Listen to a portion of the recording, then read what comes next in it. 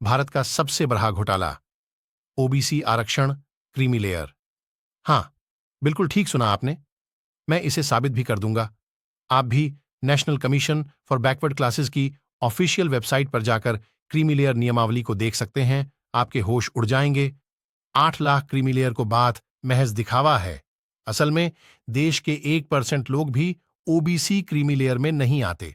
30 लाख सालाना इनकम से अधिक आय वाले भी खुलेआम नियमानुसार ओबीसी आरक्षण का लाभ ले रहे हैं। केवल हवा में नहीं कह रहा हूं, ऑफिशियल डॉक्यूमेंट के साथ साबित करूंगा। इस पूरी सीरीज को ध्यान से देखना। एक एक करके सभी पॉइंट बताऊंगा। भारत के इतिहास में मुझसे पहले किसी और ने ओबीसी क्रीमी लेयर को कोडिफाई नहीं किया है। साथ बने रहिएगा। एनसीबीसी की ऑफिशियल वेबसाइट से प्राप्त इस नियम में स्पष्ट लिखा है कि क्रीमी लेयर निर्धारण में केवल माता और पिता की आय काउंट होती है।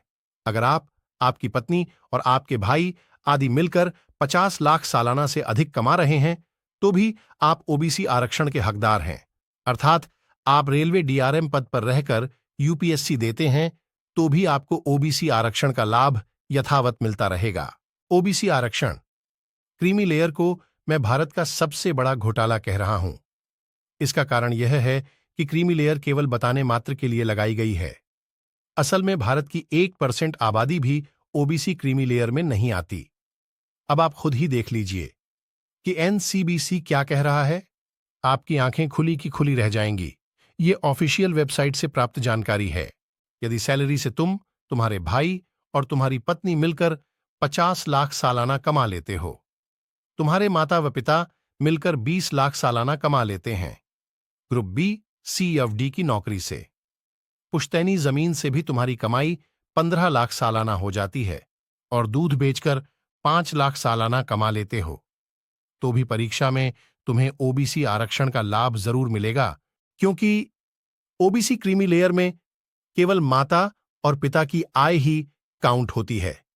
कैंडिडेट की स्वयं की आय, पत्नी या भाई आदि की आय नहीं गिनी जाती।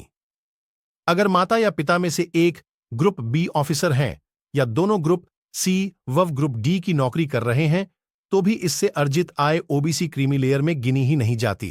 कृषि से चाहे आप कितना ही कमा लें, यह इनकम भी ओबीसी क्रीमी लेयर में नहीं गिनी जाती। हां, ग्रुप ए नौकरी और अन्य स्रोत यथा व्यापार आदि से अर्जित आय गिनी जाती है। अर्थात जिस ओबीसी कैंडिडेट के घर में 90 लाख रुपए सालाना आ रहे हो, वह भी ओबीसी आरक्षण का हकदार है।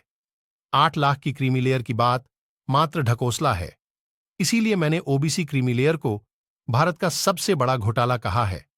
भारत के इतिहास में मैं यह सच्चाई बताने वाला पहला इंसान हूं। आपको यह वीडियो आपके दोस्तों तक जरूर शेयर करनी चाहिए। ओबीसी क्रीमी लेयर की शर्तें काफी कॉम्प्लिकेटेड हैं, जिन्हें मैंने आपके समक्ष आसान भाषा में रखने का प्रयास किया है। अब अंत में एक उदाहरण से भी इसे समझा देता हूं, जिससे कि सारी बातें आपको तुरंत स्पष्ट हो जाएंगी। मान लीजिए राहुल यादव नामक कोई शख्स ओबीसी वर्ग में आता है। वर्तमान में यह रेलवे में डीआरएम अधिकारी पद पर है। ऐसा इसलिए क्योंकि ओबीसी क्रीमी लेयर में केवल माता और पिता की आय ही गिनी जाती है। उसमें भी group B C of D की नौकरी से अर्जित आय नहीं गिनी जाती। कृषि से अर्जित आय भी नहीं गिनी जाती।